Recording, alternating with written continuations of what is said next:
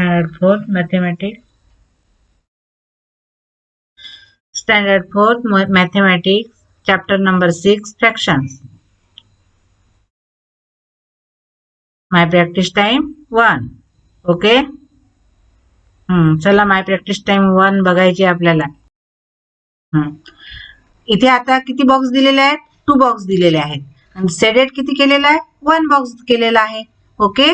मग आपल्याला 1/2 म्हणजेच 1 बॉक्स शेडेड केलेला आहे आणि 1, 2 हे 2 बॉक्स दिलेले आहेत त्यांनी. त्याच्यामधला एकच बॉक्स शेडेड केलेला आहे म्हणून 1/2 हा झालेला आहे. ओके. सेकंड नंबरचा बघा आता 1, 2, 3, 4 किती बॉक्स दिलेले आहेत त्यांनी? 4 बॉक्सेस दिलेले आहेत आणि त्याच्यामधले शेडेड किती केलेले आहेत? 2 बॉक्सेस केलेले आहेत. ओके. आणि वरचा बघा आता त्याच्यात 1/2 म्हणजे एक बॉक्स शेडेड केलेला आहे आणि खालचा बॉक्स काय केलेला आहे? 2 बॉक्स शेडेड केलेले आहेत.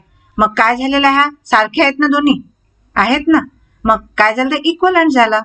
दोन्ही भाग सारखे असल्यामुळे डायग्राम कशी आहे? ही ती इक्वलंट आहे. आणि आपले सेकंड नंबरचा जो जी डायग्राम दिलेली आहे 1, 2, 3, 4 बॉक्सेस आहेत त्याच्यामधले 2 बॉक्स कलर केलेले आहेत म्हणून काय झालं? ते 2/4. पण दोन्ही वरचा आणि खालचा दोन्ही बॉक्स सारखे असल्यामुळे त्याच्यात जरी 1 बॉक्सच शेडेड केलेला आहे आणि खालच्यामध्ये 2 बॉक्सेस शेडेड केलेला आहे पण काय आहे? तो सेम आहे, इक्वलंट आहे ना. म्हणून काय झाला? तो वरचा फर्स्ट नंबरचा 1/2 शेडेड आहे आणि सेकंड नंबरचा 2/4. ओके. आता एवढं तुम्हाला समजलं असेल. आता आपण सेकंड एक्झाम्पल पाहू. ते म्हणजे सेम टू सेम आहे. बघा आता 1, 2, 3 किती बॉक्स दिलेले आहेत? त्याच्यात 3 दिलेले आहेत पण त्याच्यामधला कलर 1च बॉक्स केलेला आहे. काय केलेला आहे? 1 बॉक्स केलेला आहे आणि बॉक्स दिले आपल्याला 3 म्हणून काय झालेलं आहे? ते 1/3. तसंच सेकंड बॉक्स मध्ये बघा आता किती बॉक्स दिलेले आहेत? 1, 2, 3, 4, 5, 6 आणि कलर किती केलेले आहेत? ओनली 2. किती केलेले आहे? ओनली 2. मग काय होईल? हे आपलं 2/6. फ्रॅक्शन्स काय होणार आहे? इक्वलंट फ्रॅक्शन्स होणार आहे. त्याचं मेजरमेंटही सारखंच आहे. बघा आता वरची डायग्राम बघू आपण. पहा आता याच्यामध्ये काय दिलेलं आहे? 2 बॉक्स दिले फर्स्ट याच्यामध्ये आणि सेकंड मध्ये 4 दिलेले आहे. पण पहिल्या बॉक्समध्ये 1 बॉक्स हा कलर केलेला आहे आणि सेकंड बॉक्समध्ये 2 बॉक्स कलर केलेले आहेत पण त्याचं मेजरमेंट सारखंच आहे. काय आहे? सारखंच आहे. 1/2 आणि 2/4 याचं मेजरमेंट सारखं असल्यामुळे ही डायग्राम काय झाली? इक्वलंट फ्रॅक्शन झाली. काय झाली? 1/2 आणि 2/4. काय झालं? हे इक्वलंट फ्रॅक्शन झालं. बघा आता 1/2 आणि 2/4 दोन्ही फ्रॅक्शन्स इक्वलंट आहेत म्हणजे त्याचं मेजरमेंटही सारखंच आहे आणि डायग्रामही सारखीच आहे. सेम टू सेम आहे. शेडेड केलेलाही भाग सेम टू सेम आहे. वरचा पहा 1 बॉक्स आहे आणि खालच्या दुसऱ्या बॉक्समध्ये 2 बॉक्स केलेले आहेत पण त्याचं मेजरमेंट सेम टू सेम असल्यामुळे त्याचे फ्रॅक्शन्स काय होणार आहे? इक्वलंट फ्रॅक्शन्स होणार आहे. 1/2, 2/4. ओके. तुम्हाला चांगल्या प्रकारे तसंच हे खालचं फ्रॅक्शन्स बघा. खालचं डायग्राम बघा. 1, 2, 3 बॉक्स दिलेले आहेत त्याच्यामधला 1 बॉक्स फक्त कलर केलेला आहे ना. मग त्याचं फ्रॅक्शन्स काय होणार आहे? 1/3. ओके. सेकंड बघू आपण आता. पहा 1, 2, 3, 4, 5, 6 पण 6 बॉक्स मधले किती बॉक्स कलर केलेले आहेत? 2 केलेले आहेत. किती केलेले आहेत? 2. मग काय होईल त्याचं? 2/6. बघा आता बघा याचा पण भाग टोटल सेम आहे आणि याचा पण भाग टोटल सेम आहे आणि मग म्हणून काय झालं? हे इक्वलंट फ्रॅक्शन झालं. काय झालं? हां, फर्स्ट बॉक्स याची एरिया सारखीच आहे आणि सेकंड बॉक्स मध्ये सुद्धा त्याची पण एरिया सेम टू सेम आहे दोन्ही याची. मग काय झालं? ते इक्वलंट फ्रॅक्शन झालं. 1/3 2/6.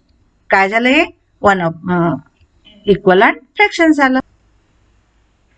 दोघांचाही जो पार्ट आहे तो सेम टू सेम आहे.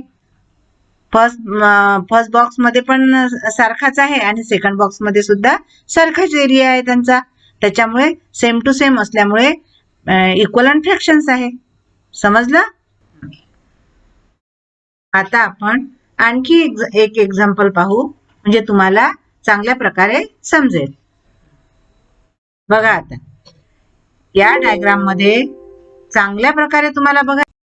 आता तुम्ही डायग्राम मध्ये बघा, तुम्हाला इक्वलंट फ्रॅक्शन म्हणजे काय हे चांगलं इझिली समजेल. ओके. हां, फर्स्ट बॉक्स आता टोटल पार्ट किती आहेत? फर्स्ट बॉक्सचे टोटल पार्ट किती आहेत? 2 आहेत ना. त्याच्यामधला 1 भाग हा शेडेड आहे. 1 बॉक्स शेडेड आहे. ओके. मग त्याचं इक्वलंट फ्रॅक्शन किती होईल? 1/2. हां, मग त्याचं फ्रॅक्शन्स काय होणार आहे? 1/2. सेकंड बॉक्स मध्ये किती आहेत? 1 2 3 1 2 3 4. किती आहेत? 4 आहेत. टोटल पार्ट 4 आहेत, पण त्याच्यामधले 2 पार्ट कलर केलेले आहेत. मग फ्रॅक्शन काय होणार आहे? 2/4. काय होणार आहे? 2/4. Next number 3. त्याच्यामध्ये बघा आता 1 2 3 4 5 6. किती बॉक्स आहेत? 6 बॉक्स आहेत. 6 पार्ट्स असल्यामुळे त्याच्यामधले किती पार्ट्स कलर केलेले आहेत? 1 2 3. मग काय होणार आहे? फ्रॅक्शन्स काय होणार आहे? 3/6. ओके. हां, नेक्स्ट नंबर. हां, आता तुम्हाला लास्टचं समजावून सांगते मी. काय आहे? त्याचे पार्ट बघा किती आहेत. 1 2 3 4 5 6 7 8 9 10 11 12 13 14 15 16. किती पार्ट आहेत? 16. टोटल पार्ट आहेत 16. पण त्याच्यामधले 8 पार्ट हे कलर केलेले आहेत. किती केलेले आहेत? 8 पार्ट कलर केलेले आहेत. मग काय होणार आहे फ्रॅक्शन? 8/16. काय होणार आहे? 8/16. हां, आतापर्यंत आपण फ्रॅक्शन तर बघितलं ना. पण आता आपल्याला काय पाहायचं आहे? इक्वलंट फ्रॅक्शन्स आहे का? आता बघा, आतापर्यंत आपण तर फ्रॅक्शन बघितलेच, पण आपल्याला काय पाहायचं आहे? इक्वलंट फ्रॅक्शन्स आहेत का? म्हणून हा पूर्ण बॉक्स बघा. आता काय आहे हा पूर्ण बॉक्स? सेम टू सेम आहे. बघा आता इथे आपल्याला आतापर्यंत आपण किती बघितले? 1 2 3 4. 4 बॉक्सेस बघितले, 4 पार्ट्स बघितले. त्याच्यामधलं आपण तुम्हाला आता मधले बघायचे आहेत इक्वलंट फ्रॅक्शन्स आहेत का. पण दोन्ही भाग आपले दोन्ही पार्ट सेम टू सेम असल्यामुळे काय होणार आहे? हा इक्वलंट फ्रॅक्शन्स होणार आहे. बघा आता या डायग्राम मध्ये टोटल पार्ट्स सेम आहेत. टोटल पार्ट सेम आहेत. मग बघा आता शेडेड पार्ट हा सेम टू सेम आहे ना. आणि पूर्ण फ्रॅक्शन सुद्धा सेम टू सेम आहेत. म्हणजेच त्यालाच काय म्हणतो आपण? इक्वलंट फ्रॅक्शन्स म्हणतो. काय म्हणतो? इक्वलंट फ्रॅक्शन म्हणतो. कारण त्याचं मेजरमेंट, पूर्ण पार्टचं मेजरमेंट सेम टू सेम असल्यामुळे आपला इक्वलंट फ्रॅक्शन्स झालेला आहे. आतापर्यंत आपण इक्वलंट फ्रॅक्शन बघितले. ते कशावरून बघितले? डायग्राम वरून बघितले की नाही? मग आता तुम्ही नेहमी डायग्राम वरून इक्वलंट फ्रॅक्शन बघसाल का? नाही. म्हणून मग तुम्हाला आता एक मी आयडिया सांगते कसे काय फ्रॅक्शन काढायचे. तर बघा आता एक्झाम्पल दिलेलं आहे, इथे दिलेलं आहे ना. आणि 1/3 हे फ्रॅक्शन आहे. ओके. आता आपल्याला काय करायचं आहे मग मल्टिपल्स करायचं आहे कशाला न्यूमरेटर आणि denominator multiples of the numerator and the denominator तर मग काय करायचं आपल्याला मल्टिपल्स आता 2 आहे ना तर मग 2 नी दोन्ही फ्रॅक्शनला मल्टिपल व्हायला पाहिजे दोन्ही याला या 1/3 ला 2 नी आता दोन्ही याला मल्टिपल व्हायला पाहिजे 2 1 जा 2 राहील काय राहणार आहे 2 1 जा 2 राहणार आहे 2 1 जा 2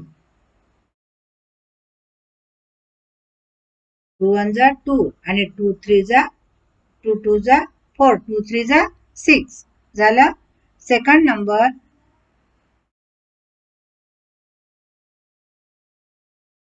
कसं करायचं आहे आपल्याला मल्टिपल कसं करायचं आहे दोन्ही फ्रॅक्शनला एकाच याने मल्टिपल व्हायला पाहिजे एकाच 1 डिजिटनीच ओके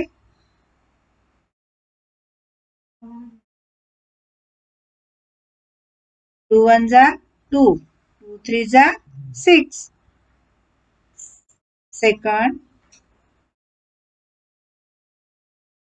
3 1 जा 3 3 3 जा 9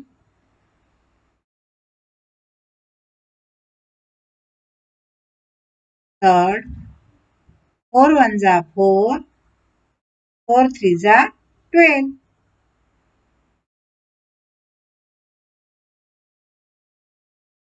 आपण काय करत आहोत मल्टिप्लाय करत आहोत ना 5 1 जा 5 5 3 जा 15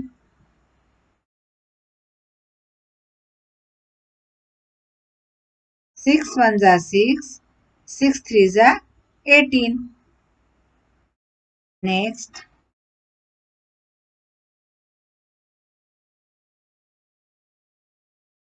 7 1 जा 7 7 3 जा 21 8 1 जा 8 8 3 जा 24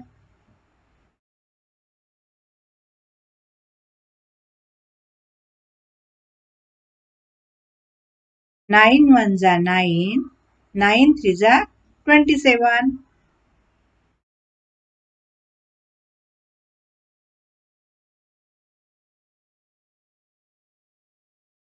10 1 जा 10 10 3 जा 30 काय झाले हे इक्वलंट फ्रॅक्शन झाले वरचे न्यूमरेटर आहेत आणि खालचे काय आहे डिनॉमिनेटर आहेत ओके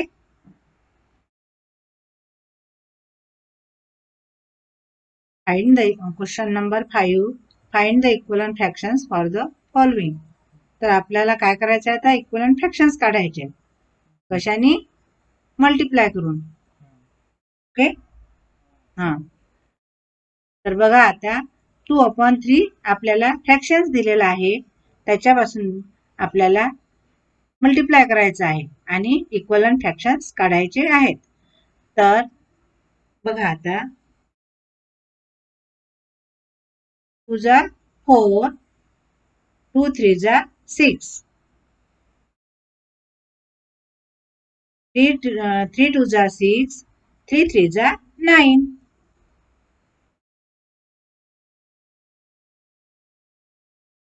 4 2 जा 8 4 3 जा 12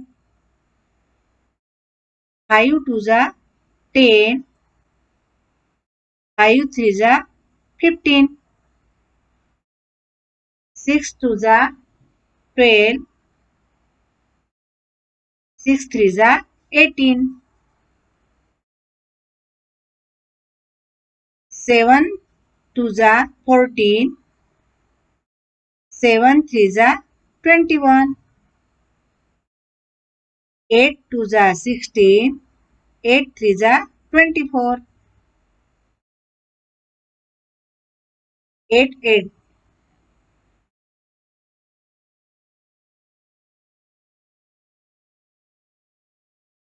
9 2 जा 18, 9 3 जा 27, 10 2 जा 20, 10 3 जा 30. हे काय झाले? मल्टिप्लाय. आता हे सर्व इक्वलंट फ्रॅक्शन्स झाले. काय झाले? Equivalent fractions. ओके. आता याच्यामध्ये लक्ष द्या. मी काय केलं? तुम्हाला समजलं का? आता आपण मल्टिप्लाय केलं. पहिले कशाने मल्टिप्लाय केलं? 2 नी, मग 3 नी, मग 4 नी, 4 2 जा 8, मग 5 नी, 5 2 जा 10, मग नंतर 6 नी, 6 2 जा 12, मग 7 नी केलं, मग 8 नी, मग 9 नी, मग 10 नी, 10 2 जा 20. त्याच्यानंतर इथे 3 नी केलं, 3 2 जा 6, 3 3 जा 9, 3 4 जा 12, 5 3 जा 15, 6 3 जा 18, मग 7, मग 8, 9, 10. ओके. यांनी आपण मल्टिप्लाय केलेला आहे. समजलं ना? मग यालाच काय म्हणतात? इक्वलंट फ्रॅक्शन्स म्हणतात. काय म्हणतात? Equivalent fraction. ओके. आता तुम्हाला चांगल्या प्रकारे समजलं असेलच. आता क्वेश्चन नंबर बी आणि सी तुम्हाला होमवर्क आहे. Okay. Question number 6, write any 4 equivalent fractions for the following. Okay. आता याच्यामध्ये काय आहे? इक्वलंट फ्रॅक्शन तर काढायचे आहेतच आपल्याला, पण ते वेगळ्या प्रकारे आहेत. आता इथे आपण वरती इक्वलंट फ्रॅक्शन्स काढले, पण इथे इक्वलंट फ्रॅक्शन्स काढायचे आहेत, पण आपल्या मनाने तुम्ही कुठलाही नंबर घेऊ शकता. आपल्याला रॅन्डम नंबर तुम्ही घेऊ शकता. आता बघा, इथे आपण 5 6 7 कुठलाही नंबर घेऊ शकतो. मग 5 2 जा 10 आणि 5 5 जा 15 25, सॉरी 5 2 जा 10 आणि 5 5 जा 25. इथे काय घेतलं आपण आता? 6 2 जा 3 2 जा 6, इथे 5 3 जा 15, 3 5 जा 15, 3 2 जा 6, असं सुद्धा करू शकता तुम्ही. इथे काय केलं आपण?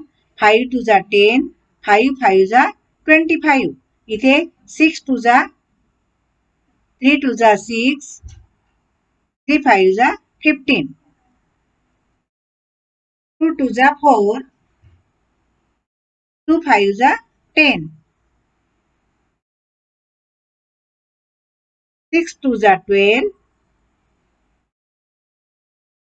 6 5 जा 30. आपण आपल्या मनाने कुठलेही नंबर घेऊ शकतो. याच्यामध्ये हे इक्वलंट फ्रॅक्शन्स काढायचे आहेत ना, याच्यामध्ये कुठलेही नंबर घेऊ शकतो आपण आपल्या मनाने. पण वरती कसं आपण 5 नंबरच्या क्वेश्चन मध्ये सेम टू सेम घेतले ना.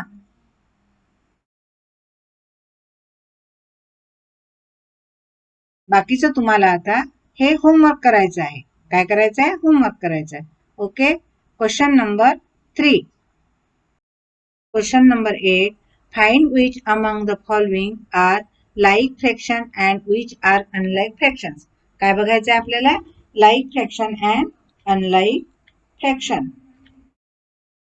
बघा, मग आता तुम्हाला मी मागच्या वेळेसच शिकवलेलं आहे. लाईक फ्रॅक्शन आणि अनलाईक फ्रॅक्शन शिकवलेलं आहे ना. आता आपण लाईक फ्रॅक्शन आणि अनलाईक फ्रॅक्शन हे पुन्हा बघणार आहोत, कारण तुम्हाला चांगल्या प्रकारे समजलं पाहिजे. ओके.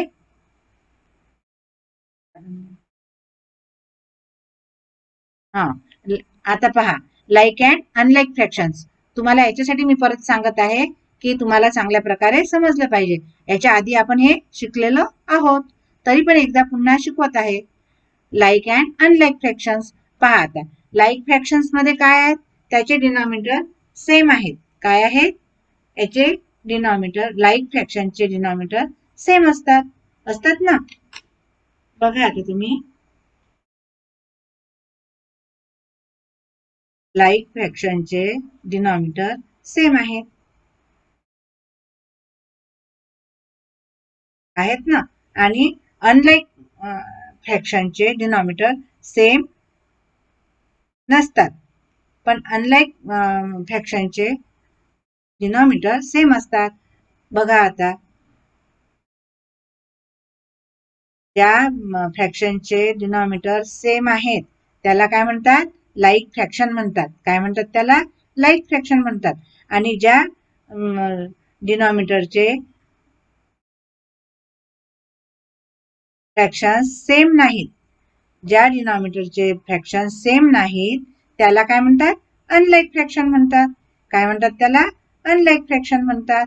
आणि ज्या ज्या ज्या फ्रॅक्शनचे डिनॉमिनेटर सेम आहेत त्याला काय म्हणतात? अनलाईक फ्रॅक्शन म्हणतात. लाईक फ्रॅक्शन म्हणतात. ज्या फ्रॅक्शनचे डिनॉमिनेटर सेम आहेत, ज्या फ्रॅक्शनचे डिनॉमिनेटर सेम आहेत त्याला काय म्हणतात? लाईक फ्रॅक्शन म्हणतात. आणि ज्या फ्रॅक्शनचे डिनॉमिनेटर सेम नाहीत त्याला अनलाईक फ्रॅक्शन म्हणतात. ओके. आणि हे पण लक्षात ठेवायची गोष्ट की लाईक फ्रॅक्शन मध्ये ऍडिशन आणि सबट्रॅक्शन होते. काय होते? लाईक फ्रॅक्शन मध्ये ऍडिशन आणि सबट्रॅक्शन होते, परंतु अनलाईक फ्रॅक्शन मध्ये ऍडिशन आणि सबट्रॅक्शन होत नाही. काय लक्षात ठेवायचं आहे तुम्हाला? अनलाईक फ्रॅक्शन मध्ये सबट्रॅक्शन आणि ऍडिशन होत नाही. ओके. आता तुम्हाला चांगल्या प्रकारे समजलं असेलच. बघा आता लाईक फ्रॅक्शन कोणते आहेत आणि अनलाईक फ्रॅक्शन कोणते आहेत. आपण मागच्या व्हिडिओमध्ये मी तुम्हाला फ्रॅक्शन शिकवलं होतं, लाईक फ्रॅक्शन आणि अनलाईक फ्रॅक्शन. पण तुमच्या लक्षात आहे की नाही मला माहिती नाही, पण परत सांगते मी तुम्हाला. हे काय आहे सांगा? ज्याचे डिनॉमिनेटर सेम टू सेम आहेत. काय? सेम टू सेम आहेत. फ्रॅक्शनचे डिनॉमिनेटर सेम टू सेम आहेत. ते काय आहेत? लाईक फ्रॅक्शन आहेत. आणि सेकंड नंबर बी हे काय आहे? अनलाईक फ्रॅक्शन आहे. अनलाईक फ्रॅक्शन कसे काय आहेत? कारण याचे डिनॉमिनेटर सेम टू सेम नाहीत. आहेत का याचे डिनॉमिनेटर सेम टू सेम? नाही. म्हणून काय झालं? हे अनलाईक फ्रॅक्शन झालं. समजलं का तुम्हाला?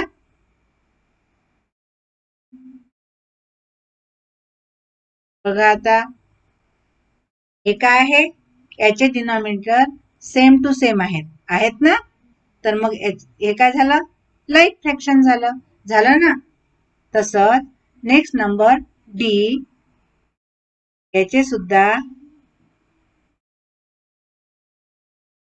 डिनॉमिनेटर सेम आहेत. मग हे काय झालं? लाईक फ्रॅक्शन झालं ना? हा, हे लाईक फ्रॅक्शन झालं. तसंच नेक्स्ट नंबर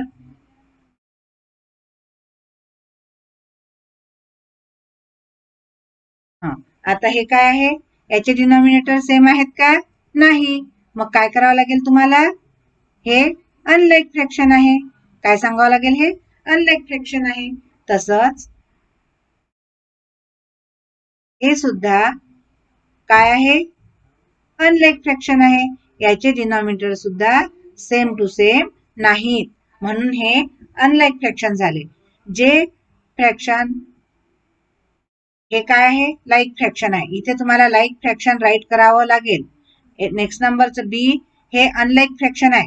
इथे सुद्धा अनलाईक फ्रॅक्शन राईट करायचं. इथे हे लाईक फ्रॅक्शन आहे. Number C. नंबर डी चा लाईक फ्रॅक्शन आहे. नेक्स्ट नंबर ई हे अनलाईक फ्रॅक्शन आहे. एफ नंबर हे पण अनलाईक फ्रॅक्शन आहे. तुम्हाला त्याच्या समोर लाईक फ्रॅक्शन आणि अनलाईक फ्रॅक्शन राईट करायचं आहे. ओके. हा, question number 9. Reduce the following to the lowest term. Question काय आपला? Reduce the following to the lowest term. तर आपल्याला काय करायचं आहे? रिड्यूस कशामध्ये करायचं आहे आपल्याला? लोएस्ट टर्म मध्ये. काय करायचं आहे? रिड्यूस लोएस्ट टर्म मध्ये करायचं आहे. म्हणून काय करावं लागेल आपल्याला? 3 वर जावं लागते ना.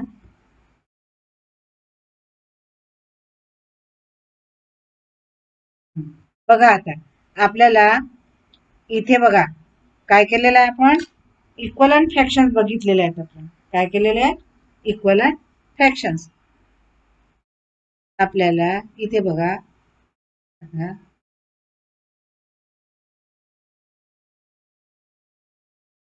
हे काय आहे? इक्वलंट फ्रॅक्शन्स आहे. काय आहे? इक्वलंट फ्रॅक्शन्स आहे.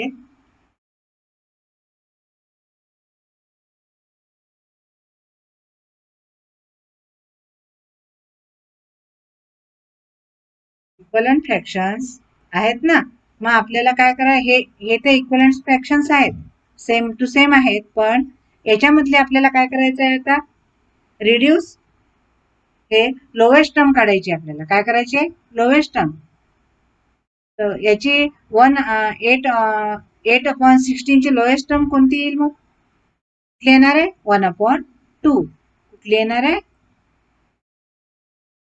1/2. कशाची? 8/16 ची लोएस्ट टर्म कुठली येणार आहे? 8/16 ची लोएस्ट टर्म काय येईल?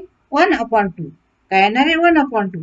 तसंच फॉर एक्झाम्पल आता तुम्हाला इथे पण सांगितलेलं आहे की त्यांनी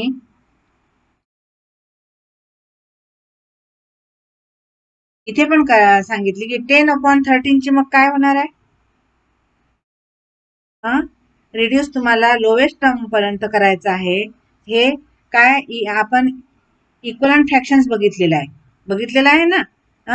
मग 8/16 ची लोवेस्ट टर्म सांगा बरं कोणती आहे? आता मी याच्या आधी तुम्हाला सांगितलीच आहे, पण आता तुम्ही सांगा मला कोणती येणार आहे? 8/16 ची लोवेस्ट टर्म 1/2 येईल. काय होणार आहे? 1/2. तसंच जर आपल्याला मग परत फॉर एक्झाम्पल इथलं पण दिलेलं आहे 1/3 10/30 ची लोएस्ट टर्म जर सांगितली आपल्याला काढायला, तर काय काढावं लागेल मग आपल्याला? किती होणार आहे याची लोएस्ट टर्म? 1/3. काय होणार आहे? 1/3. ओके. म्हणजेच 3 तुम्हाला 30 ला मल्टिप्लाय होते आणि 10 ला कशाने होते? 1 नी होते ना.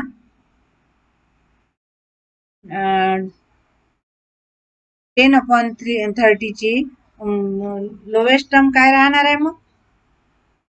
1/3. ओके. तसंच हे बघा आता, reducing fractions to their lowest terms. Reducing fractions to their lowest terms to find equivalent fractions with terms bigger than the given fractions, simply multiply the numerator and the denominator of the given fractions by a common number.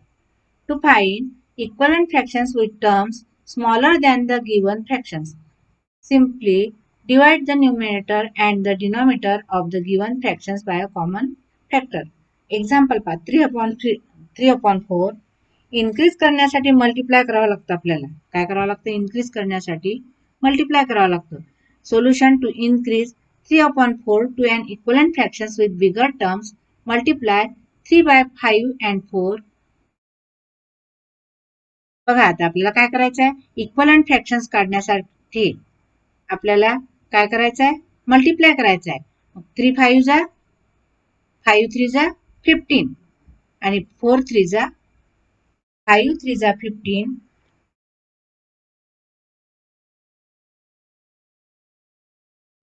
4/5 जा 20. 5/3 जा 15 आणि 4/5 जा 5/4 जा 5/3 जा 15, 5/4 जा 20. Okay. Next, to reduce 15/20 to an equivalent fractions with smaller terms, divide 15 by 5 and 20 by 5 and you will get 3/4. तर आपल्याला काय करायचं? लोवेस्ट टर्म रिड्यूस करण्यासाठी आपल्याला डिवाइड करावं लागतं. काय करावं लागतं? डिवाइड करावं लागते. ओके. तर मग बघा 15/20 काय करावं लागतं? याचं काय करायचे? आपल्याला लोवेस्ट टर्म काढायची आहे. मग काय करावं लागेल आपल्याला? 5/3 जा 15 डिवाइड करून राहिलो आपण. आता 15 ला 5 डिवाइड केलं तर काय होईल? 5/3 जा 15 आणि 20 ला 4 ने डिवाइड करायचं. मग काय होईल? 4 5 जा 20.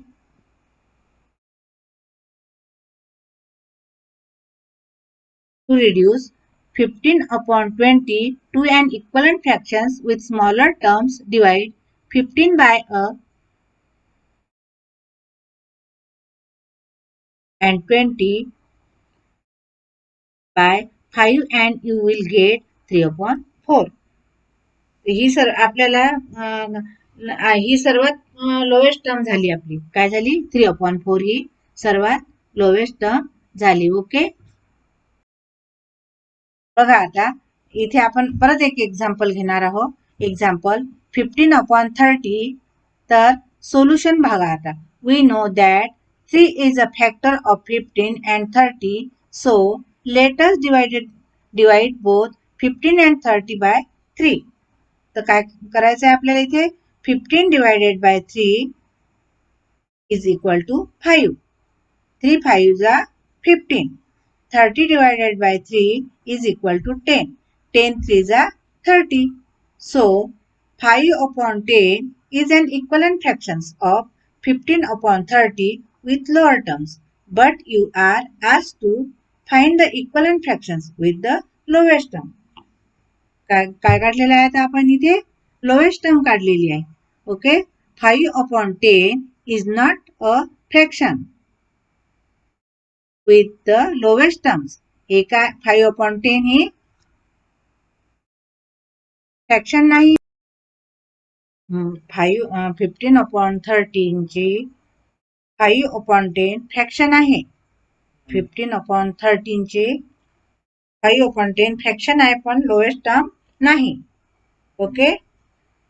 15/13 चे लोएस्ट टर्म काय राहणार आहे मग? 1/2. कारण 5/10 is not a fraction with the lowest term.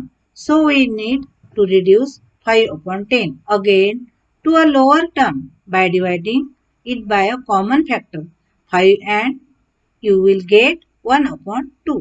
So 15/13 is equal to 1/2. Okay. Question number 9. Reduce the following to the lowest term. आपल्याला काय करायचं आहे? लोवेस्ट टर्म काढायची आहे. कशाची? 3/6 ची लोवेस्ट टर्म काढायची आहे. तर मग काय करावं लागेल आपल्याला? 3/6 चा कॉमन मल्टिपल बघावं लागेल. काय करावं लागेल? कॉमन मल्टिपल पाहावं लागेल. बघा मग 3/6 चा कॉमन मल्टिपल काय आहे? 3/6 चा मल्टिपल 3 1 जा 3, 3 2 जा 6. मग कोणता येणार आहे?